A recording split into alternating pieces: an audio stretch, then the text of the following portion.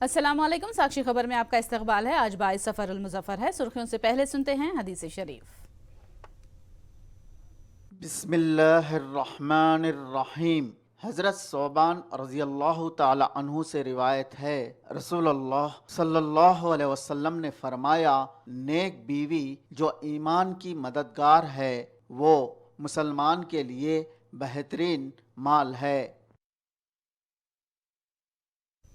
और अब सुर्खियाँ। तालीमी मैदान में आंध्र प्रदेश हुकूमत ने इनकलाब बर्पा किया है। असेंबली में वज़ीर आला जगन ने पेश की तफसीलात। चंद्रबाबू दौर में फोन टैपिंग की गई थी, भूमना करुणाकर ने असेंबली में पेश की उबूरी रिपोर्ट। जीएचएमसी कॉन्ट्रैक्टर्स ने बकायाजात अदा करने की मांग की। कौंसिल इजलास के मौके पर कॉन्ट्रैक्टर्स ने दिया धरना। मोहाली में आज शाम हिंदुस्तान और ऑस्ट्रेलिया के दरमियान पहला T20 मैच। दोनों टीमों की तवज्जो आलमी कप की तैयारियों पर मरकूज। और अब तफसील। वज़ीर आला जगन मोहन रेड्डी ने आज आंध्र प्रदेश कानून साज असेंबली में हुकूमत की तालीमी स्कीम नाडू नीडू पर बयान देते हुए स्कीम पर अमल आवरी और कारनामों की तफसीलात बताई। उन्होंने वासर कांग्रेस पार्टी के दौरे हुकूमत में स्कूल्स की सूरतगिरी और तरक्की के ताल्लुक से ऐवान से वाकिफ कराया। वज़ीर आला जगन ने तेलुगु देशम दौरे हुकूमत में तालीमी इदारों की बदतरीन हालत और मौजूदा आला मियारी सहूलत का तकाबुल किया। మన ఎట్లా చంద్రబాబు నాయుడు గారు ఎట్లా ఇక్కడే చంద్రబాబు నాయుడు గారే కదా అధ్యక్ష గత ప్రభుత్వ పరిపాలనలో ముఖ్యమంత్రి. ఆయన సొంత ఊరు నారావారిపల్లె.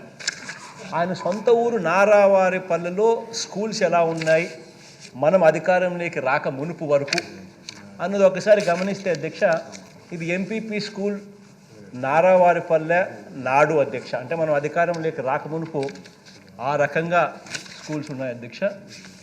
ఒకసారి ఆ టాయిలెట్ చూడండి అధ్యక్ష, ఆ స్కూల్స్ ఎలా ఉన్నాయో ఒకసారి గమనించండి అధ్యక్ష. అధ్యక్ష, ఇదే నారావారిపల్లిలో మళ్ళీ నేడు ఎలా ఉందో ఒకసారి గమనిద్దాం అధ్యక్ష. ఇది అదే నారావారిపల్లిలో నేడు స్కూల్ అధ్యక్ష. కారిడార్ చూసినా, వరండా చూసినా, టాయిలెట్లు చూసినా, క్లాస్ రూముల్లో చూసినా, క్లాస్ రూమ్లో ఫర్నిచర్లు చూసినా, రన్నింగ్ వాటర్ చూసినా, టాయిలెట్లు చూసినా, చివరికి కాంపౌండ్ వాల్ చూసినా, చివరికి ఆ పెయింటింగ్స్ చూసినా. అంతెందుకు లేదండి అధ్యక్ష, నారావారిపల్లె గురించి కాస్త పక్కన పెడదాం. పోనీ ఆయన సొంత నియోజకవర్గం కుప్పం తీసుకుందాం అధ్యక్ష. పోనీ ఆ సొంత నియోజకవర్గం కుప్పం కనీసం ఎలా ఉన్నాయి నాడు నేడు అని కూడా ఒకసారి చూద్దాం అధ్యక్ష. ఇది కుప్పం అధ్యక్ష, గవర్నమెంట్ హై స్కూల్ కుప్పం మండలం అధ్యక్ష. అది నాడు అధ్యక్ష స్కూలు. ఇది నేడు, ఇది ఎక్స్టీరియర్కి సంబంధించి అధ్యక్ష. నెక్స్ట్ ఫోటో చూపించండి అమ్మా. టాయిలెట్లు అధ్యక్ష, నాడు చూస్తే టాయిలెట్లలో కనీసం ఎవరు పోయేట్టుగా కూడా లేరు అధ్యక్ష. ఈరోజు టాయిలెట్లు ఇటువైపున నేడు కనిపిస్తూ ఉన్నాయి. చక్కటి టాయిలెట్లు, పోవడానికి కూడా ఏమాత్రం కూడా సంకోచించాల్సిన అవసరం లేకుండా కనిపించే టాయిలెట్లు. పోనీ ఇదే కుప్పం నియోజకవర్గంలో ఇంకా కాస్త 2-3 ఫోటోలు కూడా చూద్దాం, మిగతా స్కూల్స్ ఎలా ఉన్నాయో అని చెప్పి చూస్తే ఇది శాంతిపురం స్కూల్స్ అధ్యక్ష, అది నాడు, ఇది నేడు.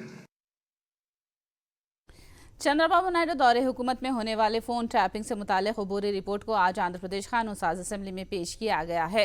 हाउस कमेटी के चेयरमैन भूमना करुणाकर रेड्डी ने चंद्रबाबू नायडू के दौरे हुकूमत में होने वाली फोन टैपिंग मामले की अबूरी रिपोर्ट पेश की। उन्होंने बताया कि बाबू दौरे हुकूमत में डाटा की चोरी की गई थी और तेलुगु देशम के सेवा मित्रा ऐप के जरिए 30 लाख वोटों को हज़फ करने की कोशिश की गई। ప్రభుత్వ హయాంలో 2016 నుంచి 2019 మే 30 వరకు ఆ ప్రభుత్వం స్టేట్ డేటా సెంటర్లో ఉండవలసినటువంటి సమాచారాన్ని తెలుగుదేశం పార్టీకి సంబంధించినటువంటి వ్యక్తులకు నేరుగా ఆ సమాచారాన్ని పంపించటం వలన గత ప్రభుత్వాన్ని పరిపాలించినటువంటి పార్టీ ప్రత్యేకమైనటువంటి లబ్ధి జరగటానికి అవకాశం వచ్చింది అన్న అంశం మీద ఈ సభా సంఘం కూలంకషంగా 4 సార్లు చర్చించటం జరిగింది. వివిధ శాఖల అధిపతులతోనూ సంబంధిత అధికారులతోనూ 4 సార్లు ఈ సమావేశాన్ని ఏర్పాటు చేయటం జరిగింది అధ్యక్ష. 2017-19 మధ్యన మరీ ముఖ్యంగా 2018-19 సంవత్సరాల కాలంలో వాళ్ళ ప్రైవేటు సమాచారాన్ని పూర్తిగా దుర్వినియోగం చేసి సేవామిత్ర అన్నటువంటి యాప్ తెలుగుదేశం పార్టీకి సంబంధించినటువంటి వాళ్ళు ఏర్పాటు చేసుకొని దాదాపు 30 లక్షలకు పైగా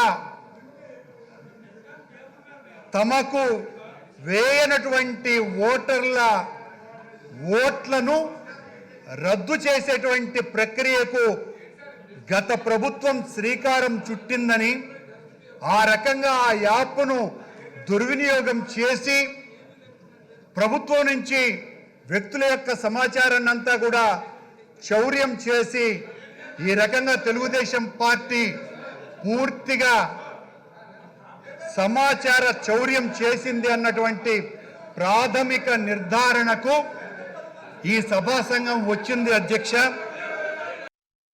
आंध्र प्रदेश कानून साज असेंबली में हंगामा आराई करने पर तेलुगुदेशम के 15 एमएलएस को एक दिन के लिए ऐवान से मुअत्तल किया गया। तेलुगुदेशम के एमएलएस ने स्पीकर के पोडियम के करीब पहुंचकर नारेबाजी की और शोर-ओ-गुल करते रहे और ऐवान की कार्रवाई में रुकावटें पैदा कर रहे थे।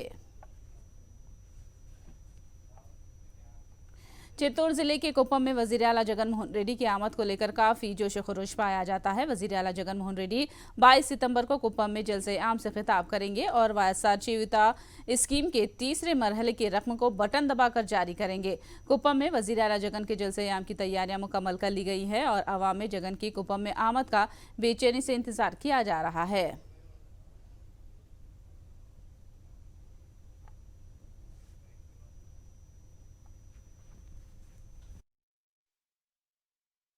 జగన్మోహన్ రెడ్డి గారు కుప్పం రావడం అనేది కుప్పంలో ఉండేటటువంటి ప్రతి ఒక్క వైఎస్ఆర్సీపీ కార్యకర్తకు, మరీ ముఖ్యంగా జగన్మోహన్ రెడ్డి గారికి పట్టం పట్టినటువంటి ప్రజలకు ఒక పండుగ వాతావరణం.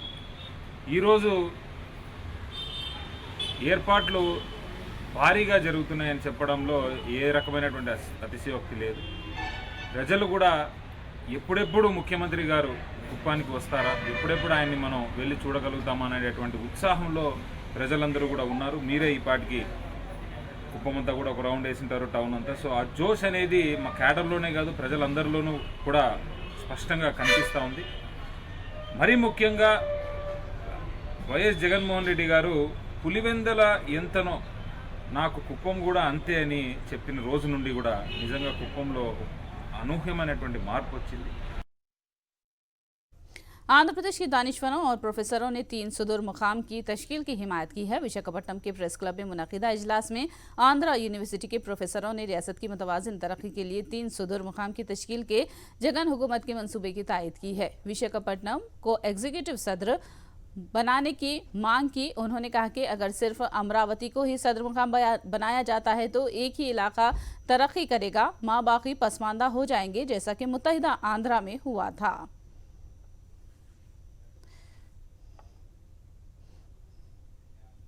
जीएचएमसी कॉन्ट्रैक्टर्स को हुकूमत 800 करोड़ रुपए बाकी है। बकाया जात अदा न करने के खिलाफ कॉन्ट्रैक्टर्स ने इंजीनियरिंग, मेंटेनेंस, सड़कों की तामीर, सफाई के कामों को रोक देने का फैसला किया है। जीएचएमसी कॉन्ट्रैक्टर्स एसोसिएशन ने बताया कि बकाया जात की अदायगी के लिए कई मरतबा नुमाइंदगी की, लेकिन उनकी कोई सुनवाई नहीं हुई। अपने मुतालिबात की तायद में कॉन्ट्रैक्टर्स एसोसिएशन ने आज जीएचएमसी दफ्तर टैंक बंड के सामने धरना दिया। जीएचएमसी कौंसिल इजलास के मौके पर धरना दिया गया। धरना देने वालों को पुलिस ने हिरासत में ले लिया।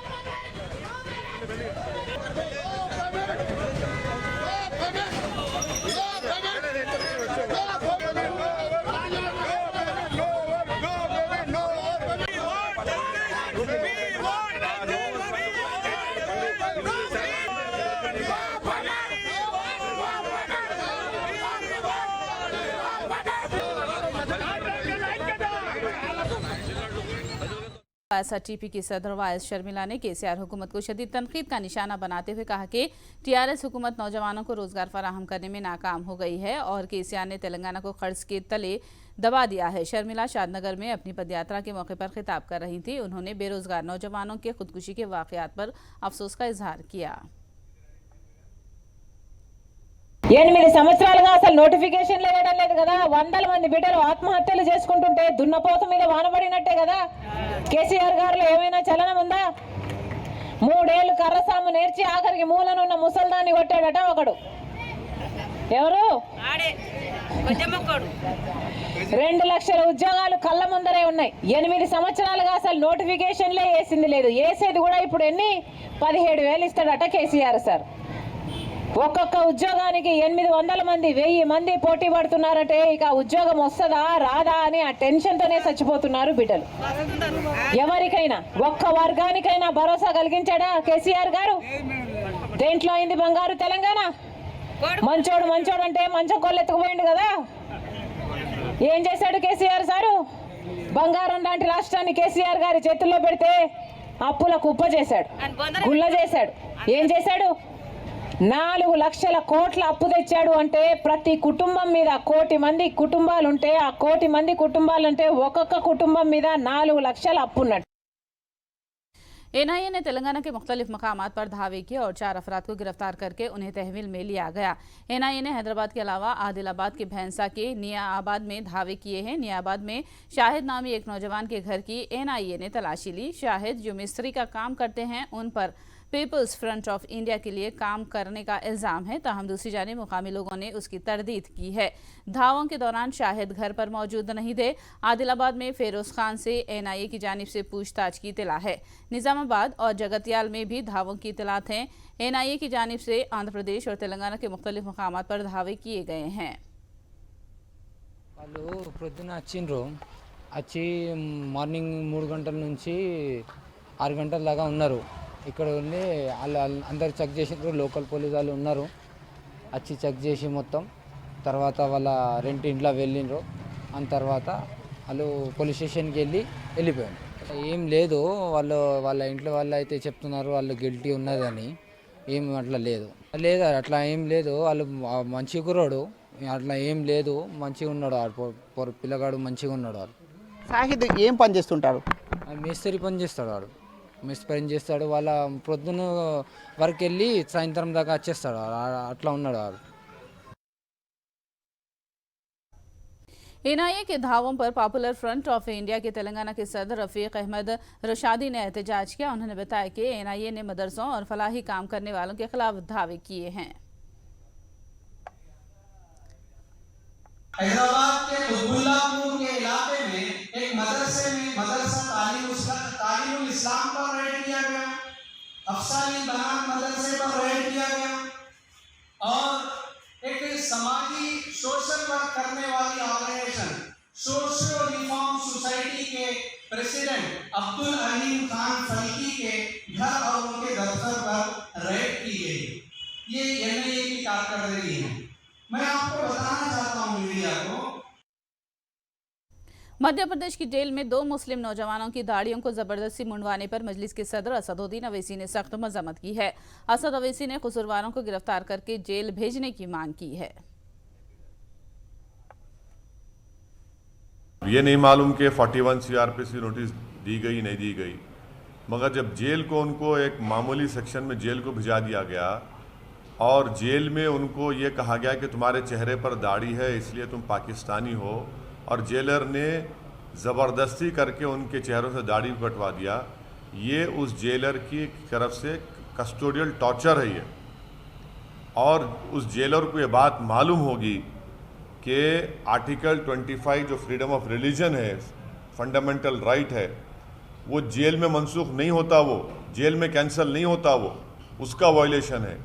तीसरी बात यह है कि मध्य प्रदेश में मुसलमान की आबादी 7% है, मुस्लिम अल्पसंख्यक समाज की आबादी 7% है और मध्य प्रदेश जेलों में अंडर ट्रायल मुसलमान 14% है। और ये साफ दिखता है कि भाजपा की हुकूमत वहाँ पर अल्पसंख्यक समाज मुसलमानों से कैसा डिस्क्रिमिनेशन कर रही है कि 7% आबादी है, पॉपुलेशन है, तो 14% अंडर ट्रायल है और 56% ऑफ डिटेनीज जो है मध्य प्रदेश जेलों में मुसलमान हैं। ये साफ जाहिर हो रहा है कि मध्य प्रदेश की भाजपा की सरकार मुसलमानों के खिलाफ खुल के डिस्क्रिमिनेशन कर रही है। चौथी बात यह है कि दाढ़ी रखने से कोई पाकिस्तानी हो जाता क्या? उत्तर प्रदेश में दीनी मदरसों का सर्वे जारी है। योगी हुकूमत की जानिब से गैर मुसलिमा दीनी मदरसों का सर्वे किया जा रहा है। उत्तर प्रदेश की शामली के केराना में दीनी मदरसों का सर्वे के दौरान ओहदेदारों ने एक 50 साल पुराने दीनी मदरसे के बारे में तफसीलात हासिल की। शासन के निर्देशों के क्रम में गैर मान्यता प्राप्त मदरसों की जांच की जा रही है।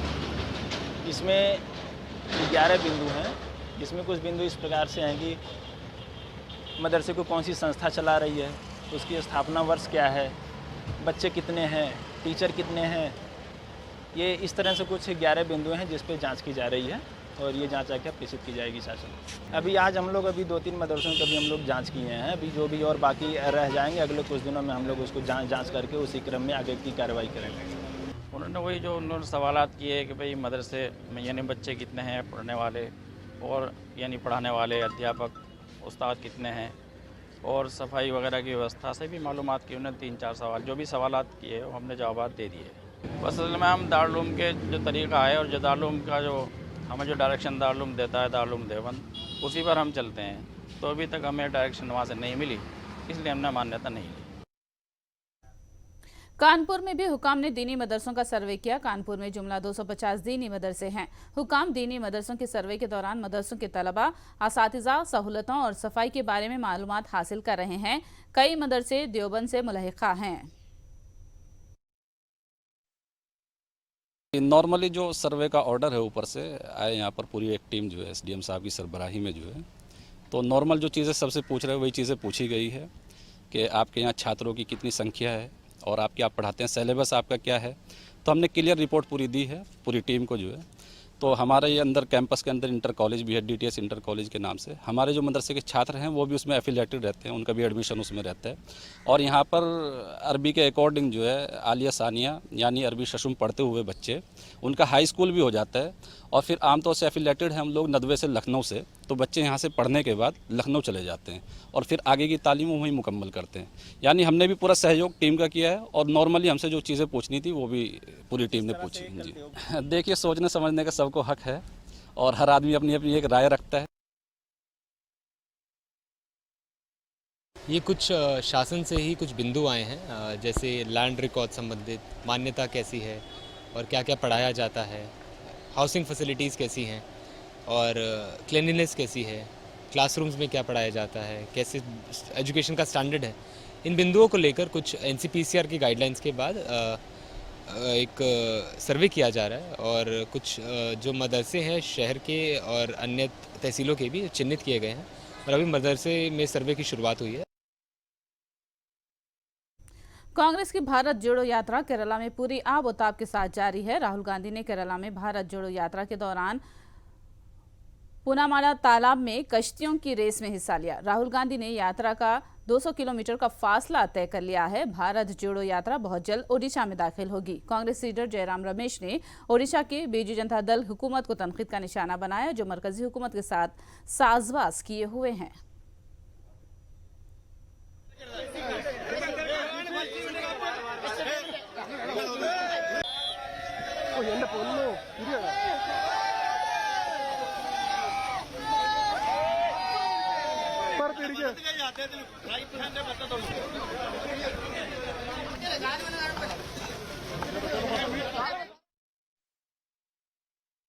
Idea of Bharat Jodo Yatra is not a new idea.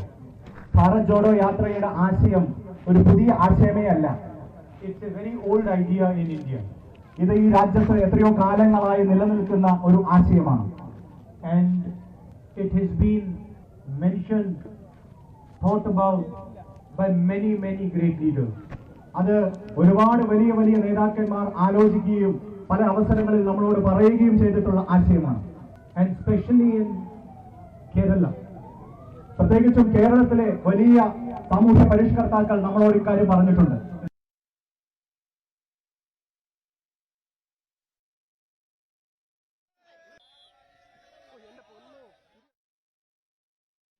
Bharat जोड़ो यात्रा ओडिशा का भी शुरुआत अगले कुछ हफ्तों में होने वाला है। उसकी पूरा डिटेल आपको देंगे। ये भारत जोड़ो यात्रा ओडिशा की परिक्रमा यात्रा है और इस परिक्रमा से परिवर्तन आएगा उड़ीसा में। ओडिशा में बीजेपी और बीजेडी लड़ते हैं, पर दिल्ली में बीजेपी और बीजेडी की जुगलबंदी चलती है। बीजेपी और बीजेडी एक ही सिक्के के दो चेहरे हैं, कोई फर्क नहीं है। प्रधानमंत्री कहते हैं मुख्यमंत्री को उठो, मुख्यमंत्री उठते हैं। प्रधानमंत्री कहते हैं बैठो, मुख्यमंत्री बैठते हैं। आखिर में सुर्खियां एक बार फिर। तालीमी मैदान में आंध्र प्रदेश हुकूमत ने इनकलाब बर्पा किया है। असेंबली में वजीर आला जगन ने पेश की तफसीलात। चंद्रबाबू दौर में फोन टैपिंग की गई थी। भूमा करुणाकर ने असेंबली में पेश की अबूरी रिपोर्ट। जीएचएमसी कॉन्ट्रैक्टर्स ने बकाया जात अदा करने की मांग की। कौंसिल इजलास के मौके पर कॉन्ट्रैक्टर्स ने दिया धरना। मोहाली में आज शाम हिंदुस्तान और ऑस्ट्रेलिया के दरमियान पहला T20 मैच। दोनों टीमों की तवज्जो आलमी कप की तैयारियों पर मरकूज।